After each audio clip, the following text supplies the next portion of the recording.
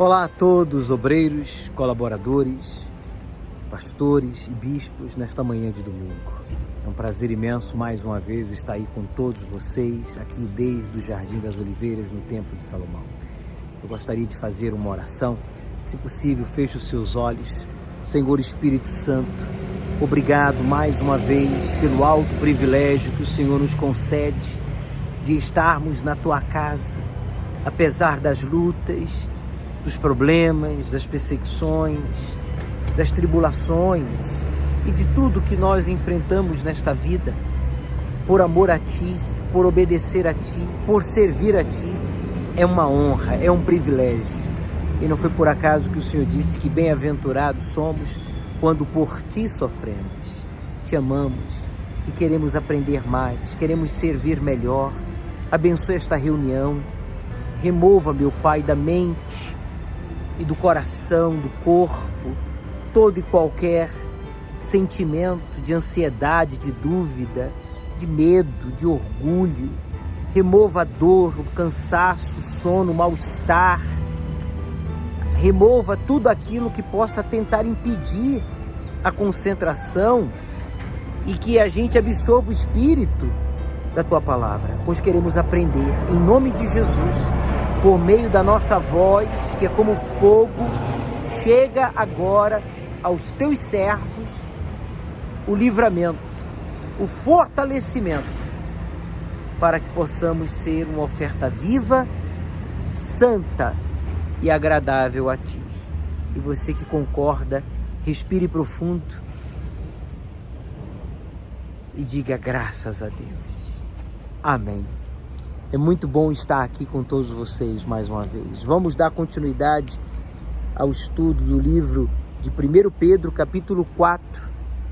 Primeira Epístola de Pedro, capítulo 4, versículo 1. Diz assim: Ora, pois, já que Cristo padeceu por nós na carne, armai-vos também vós com este mesmo pensamento, que aquele que padeceu na carne já cessou do pecado, para que, no tempo que vos resta na carne, não vivais mais segundo as concupiscências dos homens, mas segundo a vontade de Deus.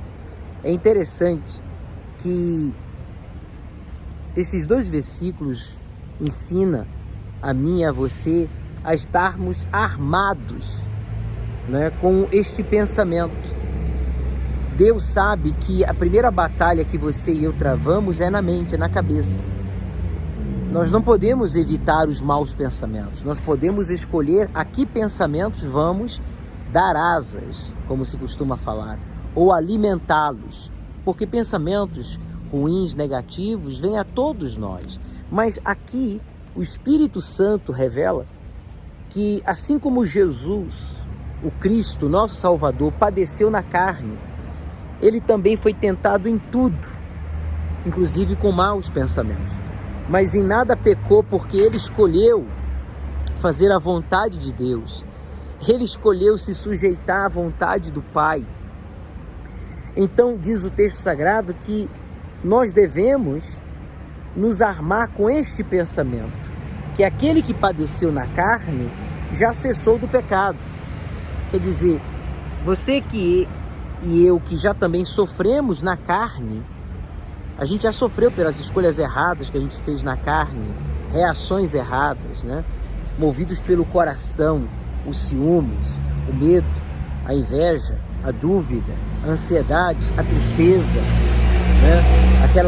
Aquele ódio, ou querer fazer justiça com as próprias mãos, se justificar. Como servo de Deus, a gente já padeceu na carne, então a gente não pode insistir na carne. A gente tem que estar livre, quer dizer, saber discernir com claridade entre o que é carne e o que é espírito, o que é vontade de Deus e o que é a nossa vontade. E ele conclui no versículo 2 dizendo: para que no tempo que vos resta na carne, não vivais mais segundo as concupiscências dos homens, mas segundo a vontade de Deus. Quer dizer, mesmo sendo batizado com o Espírito Santo, mesmo sendo um servo de Deus, Você e eu estamos sujeitos às concupiscências, que são os sentimentos, os desejos da carne. Os olhos veem, os ouvidos ouvem, né? E o coração sente. Mas a cabeça é que tem que decidir. Não, eu não vou ficar na carne. Eu não vou ficar ansioso, eu não vou ser orgulhoso, eu não vou ser vaidoso, eu não vou ser mentiroso, eu não vou ser inconstante, eu não vou ser tímido, eu não vou ser acomodado. Essa decisão é de cada um. Por isso ele diz aí, antes a gente vivia para a carne e a gente satisfazia as vontades da carne, porque o nosso Senhor era nós mesmos. Quem era o seu Senhor? Nós mesmos e os espíritos malignos que nós servíamos, obedecíamos inconscientemente. Alguns de vocês até conscientemente, porque alguns de vocês serviram aos encostos, né? Mas muitos serviram, como eu, ao mal, aos espíritos malignos, inconscientemente. E a humanidade faz isso. Quando o ser humano escolhe servir-se a si mesmo, ele está, na verdade, fazendo a vontade dos espíritos malignos.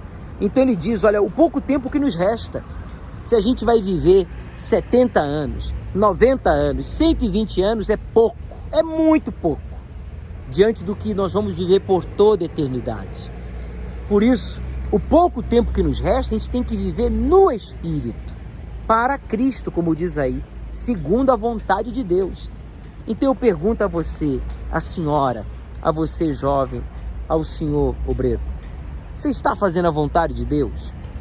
Você está servindo a Deus segundo a sua vontade ou segundo a vontade de Deus? Porque quando a gente serve a Deus segundo a nossa vontade, a gente quer impor a nossa vontade. A gente quer que a nossa vontade ou a nossa sugestão, a nossa ideia, a nossa opinião prevaleça sobre a dos demais, que a gente considera que seja melhor. Mas quando a gente serve segundo a vontade de Deus, a gente não se importa se a nossa opinião, sugestão, o nosso ponto de vista vai ser aceito, acatado ou não. A gente sabe a quem nós servimos ao Senhor. Estou fazendo a vontade dele, então eu não fico amuado, eu não fico entristecido, aborrecido, magoado, eu não fico me excluindo dos afazeres, da obra, das coisas da obra de Deus. Não, pelo contrário, eu não faço corpo mole, eu vou para cima, eu me prontifico, eu sirvo. Isso é fazer a vontade do Senhor. E ele entra em detalhes, versículo 3, veja aí. Porque nos basta que no tempo passado da vida fizéssemos a vontade dos gentios, que era a vontade dos incrédulos, a vontade dos outros, andando em dissoluções, quer dizer, andando em fantasias, em ilusões, concupiscências, quer dizer, desejos, vontades, embriaguezes, quer dizer, bebedices, né? Vícios, glutonarias, comendo além do necessário, se alimentando de forma desequilibrada, sem cuidado do templo do Espírito Santo, que é o corpo.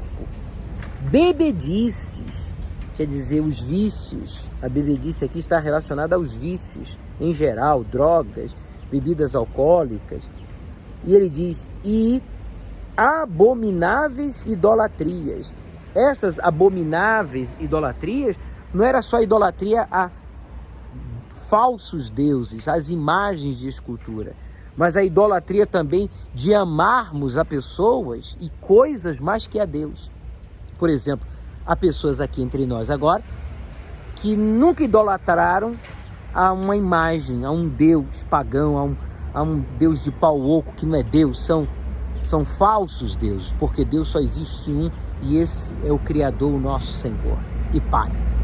Mas tiveram muitos ídolos, muitos deuses, amaram os pais mais que a Deus, os filhos, os irmãos, os netos, a namorada, amigos, né, o esporte, o próprio corpo.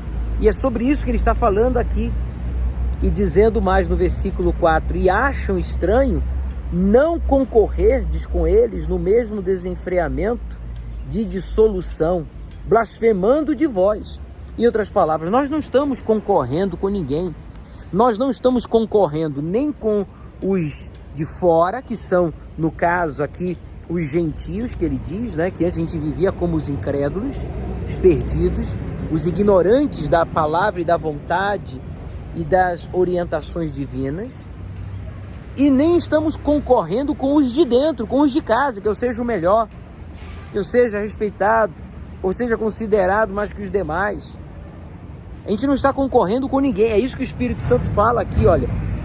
E acham estranho não concorrerdes com eles no mesmo desenfreamento. Nós não estamos concorrendo com os incrédulos que estão desenfreados, que eles estão perdidos, desorientados, fazendo as coisas da cabeça deles, vivendo de forma desequilibrada. E eles blasfemam contra Deus.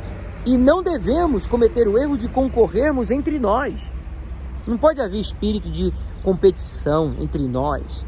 Entre nós tem que haver o espírito, sim, de santidade, de temor, de reverência. Resumindo e concluindo, no versículo 5, os quais hão de dar conta, falando dos gentios, dos perdidos e dos que estão dentro da igreja, mas que ainda alimentam cometem um desses erros que a gente leu, né? Dissoluções, concupiscências, embriaguezes, glutonarias, bebedices e abomináveis idolatrias. Aí ele vai e fala assim, olha, esses estão blasfemando contra Deus e contra nós, que não praticamos tais coisas. Os quais, versículo 5, os quais hão de dar conta ao que está preparado para julgar aos vivos e aos mortos. Ponto. Então todo mundo vai dar conta. Tanto os que estão lá fora, quanto os que estão aqui dentro. Tanto os que fazem parte da obra de Deus, como os que não fazem parte da obra de Deus, vão dar conta de todas estas coisas. Aquele que julga os vivos, que somos nós, que estamos vivos, conhecemos a verdade, né? Fazemos a obra de Deus, fomos batizados com o Espírito Santo, temos a oportunidade de viver a fé de forma inteligente, bíblica, como o fazemos na Igreja Universal. Ele vai julgar os vivos, mas ele também vai julgar os mortos, os que estão lá fora. Então cabe a cada um se avaliar, se policiar e se perguntar: eu estou blasfemando ou estão blasfemando contra mim? Que blasfemem contra mim, mas que eu não blasfeme contra Deus. Blasfemar contra Deus é praticar uma dessas coisas, praticar, viver como antes vivíamos, praticávamos as coisas erradas que desconhecíamos, porque não conhecíamos nem a palavra e nem ao nosso Deus. Hoje conhecemos ao nosso Pai e a sua palavra. E ainda temos exemplos dos bispos, dos pastores, dos demais obreiros aqui ao nosso redor. Que a gente se pergunte, né? Se há em nós alguma dissolução, se a gente anda fazendo a vontade dos gentios, querendo agradar os outros, mais que a Deus. Se há glutonarias, cuidado com a sua alimentação, não seja sedentário, bebedices, abomináveis idolatrias. Não pode haver concorrência entre nós, mas sim o empenho de um auxiliar o outro, um servir melhor e mais ao nosso Senhor. Bem, paramos por aqui com a nossa meditação, voltaremos domingo que vem, dando continuidade a esse estudo. Uma boa reunião, uma boa continuação de reunião aí com o bispo, o pastor, auxiliar, aí com os demais obreiros. Nos veremos na Iures ou nas nuvens. Até lá!